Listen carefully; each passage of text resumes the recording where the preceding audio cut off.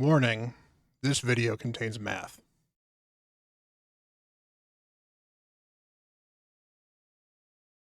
Hello everyone, Bront CatHerder here.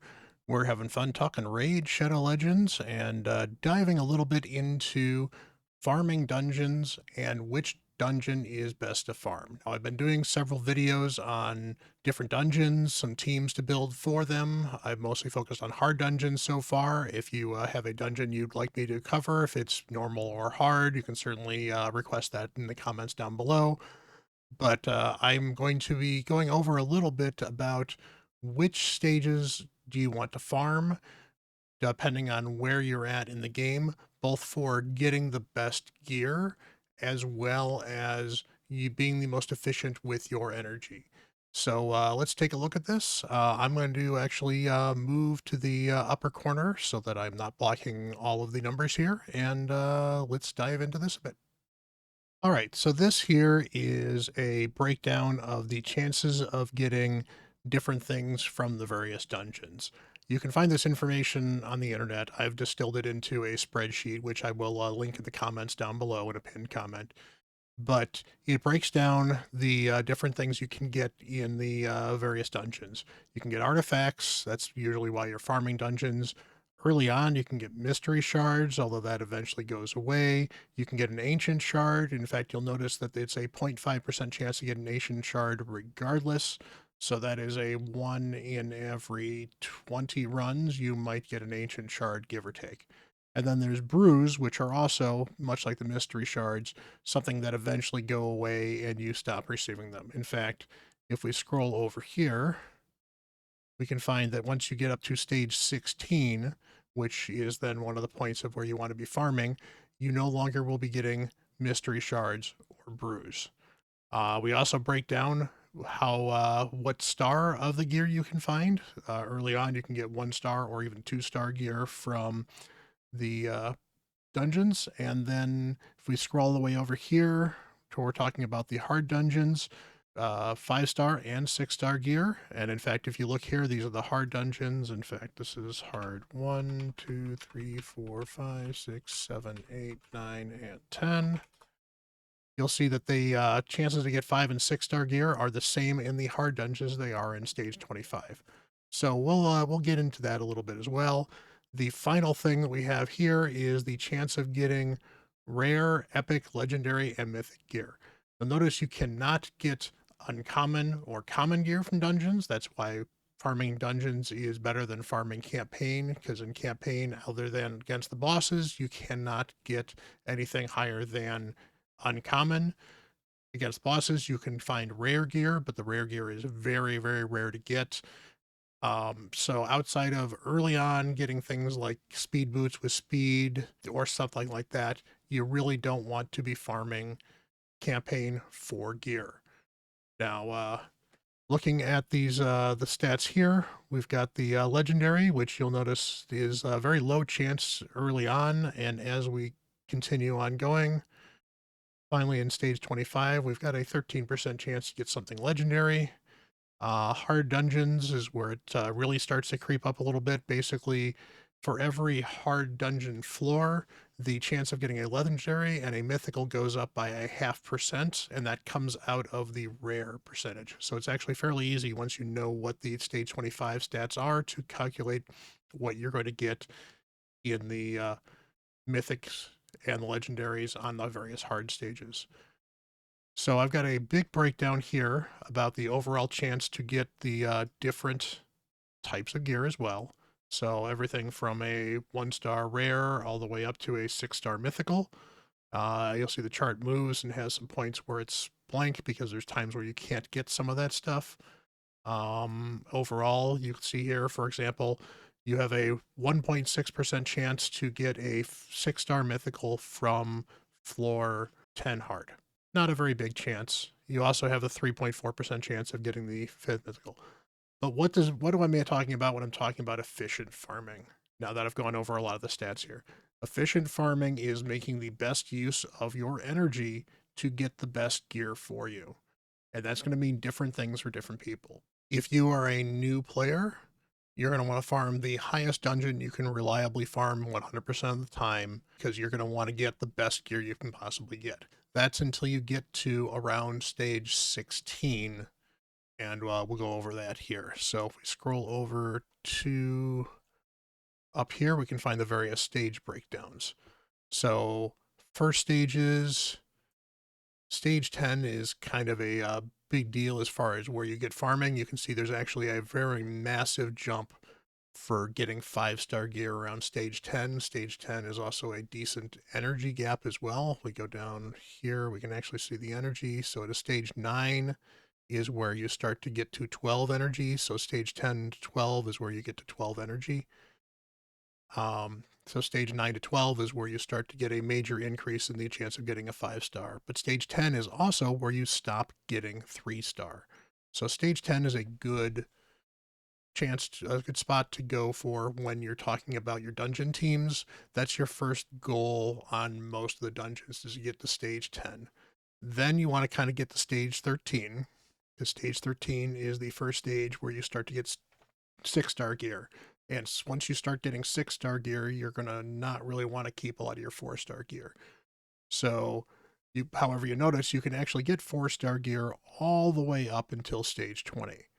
So stage 13 is fine to farm. Stage 16 is the same amount of energy, but a much better chance of getting something good. So stage 16 is overall a better stage to farm if you can. But again, we're talking about what you can farm 100% for progression. So you might be farming stage 13, you might be starting 14, you might be starting 15. It might depend on the affinity of your champs, but 16 is a major boost. 16 is where we stop getting mysteries and brews. And then finally, stage 20 is where we stop getting 4-star gear. And then the hard dungeons, which are, obviously past 25, that is where you're going to start getting your mythical gear. But the hard dungeons are a step entirely beyond what the normal dungeons are. So for newer players, you're just kind of progressing and trying to get where you're at. As far as what can be energy efficient, there's a couple of different things to look at for energy efficient. And we look at the stages here, and we see the stages here cost different amounts of energy, and they're kind of grouped up. So you have 4 stages here, 1 through 4, that go to energy 8. You have 4 of them here at 10, 4 of them here at 12, etc., etc. So ideally, you generally want to farm as high of a stage you can in the right energy. So farming stage 16 may be more efficient than farming stage 17. Now, there might be a reason to farm 17 because the affinity might be better for you. Sometimes it's a void affinity, depending on the dungeon. So there's reasons to possibly farm stage 17 or 18 or even 19 instead of 16. And obviously, once you get to 19, then maybe that's what you're looking to farm and you want to push to stage 20.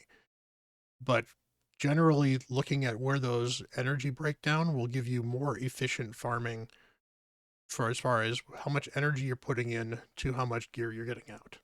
And that can be seen here when we talk about this per 1,000 energy, where we talk about the total number of artifacts you're going to get. So you're going to get 125 total artifacts in stage 1 through 4, and it goes down all the way to only 50 artifacts once you get into hard dungeons, or even 25. But we can actually look and break down how many of the different types of gears you're going to get here. So we're looking at, for example, let's go down and scroll this a little bit. So it's difference between stage 24 and stage 25. This is actually a good example of an efficiency era. In stage 24, the number of 6-star legendaries and 6-star epics we're getting. In fact, actually, we're getting more 6-star epics than we are on stage 25. We're getting a slightly better chance of 6-star legendaries, but not by a lot. In fact, this is actually a really good example here. I'm fine, I'd be fine with 6-star epics. I still use 6-star epic gear. Even 6-star rare gear is decent when you're starting to farm and starting to not use your 5-star gear. Now, 5-star rare gear drops off significantly on this floor. And in fact, so does the 6-star rare gear a little bit. But overall, there's not a huge difference in how much you get per energy as far as the 5-star or 6-star legendary and epic gear, which is what you're farming for. So farming stage 24 is possibly more efficient than 25. On the other hand, stage 20 is even more efficient from a getting more gear, but your chances of getting legendary 6-star gear is almost half what it is on 24 or 25 per run. Now you're doing a few more runs, but we're talking 62 runs versus 55 runs versus 50 runs. Overall, the odds are not that different. And the number of runs you're doing is not so many more that the odds are not worth pushing yourself further up. So the final efficiency to keep in mind is energy per point in an event. So I've actually got a calculator down here that breaks down the points per energy on average you're getting for an event. And as I said, I'll post this earlier. You can actually adjust these values to match up with whatever event you're dealing with. These, I think, were set up for a Dungeon Divers probably about a year ago, so they have not been updated very recently. And that can change with different Dungeon Divers. So if you're trying to track the number of points you're going to get in a particular event and trying to estimate how much energy it's going to cost you, this is not a bad tool for calculating that out.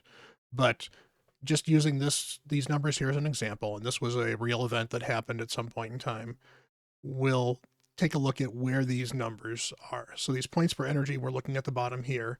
As you can see, the low floors are very, very iffy. Going over a little bit, there's a spot where you can kind of see that there's a big efficiency jump. So this spot right here, that is stage 15. That's actually fairly efficient. If we actually go here, I believe that's stage 10. Stage 10, reasonably efficient.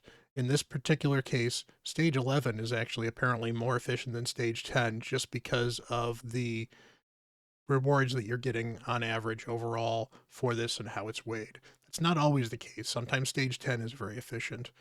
In this case, stage 12 is super efficient here. Stage 15 is super efficient here. Finally, stage 20 is where it's at. Stage 20 tends to be the most efficient points per energy in any of these dungeon farming, just because you're not getting the 4 stars anymore. So it's a huge jump in efficiency, but you still haven't increased the cost of running the dungeons. We go up from here. We're in 21, 22, 23, 24. You'll notice here you're actually gaining 10% more points per energy on 20 than you are on 24. Does that mean you should be farming 20 over 24? Well, it depends. Are you super strapped for energy, being a free-to-play player who's not spending a lot of time in the game? Are you an active player who generally has enough energy? Where are you trying to progress? How much is it worth the better gear for you? I personally tend to lean towards farming 24 over 20 for progression, but I understand, especially if you're tight on resources or are not sure you're going to be able to make an event and you need to make an event for a fusion, why you might farm 20. And 20 is very efficient. On top of that, 20 may also be faster, so maybe it's actually a time issue. So if 20 is faster and 20 is better for you from an energy perspective, then you farm 20 until you get through your event. Um, 25, you'll notice, has a pretty big drop off. And in fact, 25 is less efficient than some of the earlier floors we were looking at, like 15. So that's because you're finally jumping up to the final 20. You do lose a few things you don't get on 25, but overall you lose a lot of the efficiency. So the difference between farming 24 and 25, you don't get a lot of extra gear, you don't get a lot of extra points. So from a general efficiency standpoint, you're better off farming 24 versus 25. That said, there may be reasons to farm 25, including things like affinity, including things like time, including the champions you have. Fire Knight is actually a very good example. Fire Knight 25 is a good affinity for lore. Fire Knight 24 is a bad affinity for lore, and lore can be a major factor in whether or not you succeed in Fire Knight. So that's something worth weighing. Finally, once we get into the hard dungeons here, hard dungeons slowly but surely creep back up, but even hard 10 doesn't really creep up all the way to the efficiency that you were getting on 24. On the other hand, you now have a much better chance of getting mythical gear that you didn't have before, and might be getting not getting as much rare gear that you don't want, especially for an end game team if you're farming hard 10. So, what's best to farm? Early on, farm the best you can. When you're kind of working in the mid game, dealing with the 20, 25 dungeons, maybe farm 20 if you're struggling with events. If you're not spending money or you're spending very little money, so energy is very tight for you. If you're spending money, then you want to generally get the best. So maybe you're going to farm 24 over 20.